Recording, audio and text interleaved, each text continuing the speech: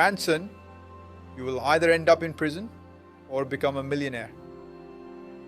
Branson left with no qualifications, no money, and no plan.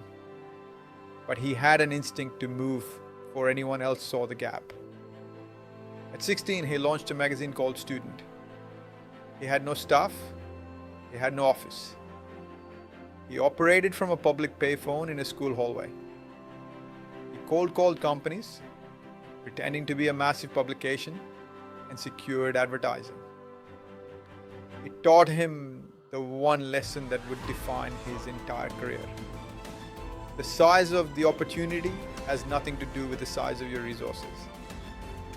You do not need permission to begin. In 1969, Branson had left school entirely and set up a base in a London church crypt. Yes, a literal crypt. Music was changing the world, but corporate giants controlled it. Branson saw a gap. In 1970, he launched a mail-order record service. He called it Virgin because they were all virgins at business. When a postal strike paralyzed the business in 1972, he didn't quit. He pivoted. He opened a record shop on Oxford Street where you could actually listen to the music before you bought it. Students poured in. He turned a crisis into a cornerstone. The money funded his next dream, a recording studio.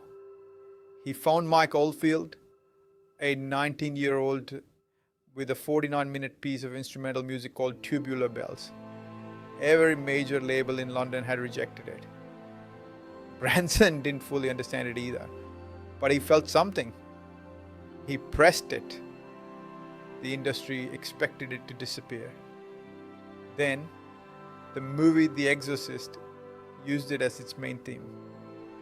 It became a global phenomenon and made Richard his first million. He had slain his first Goliath.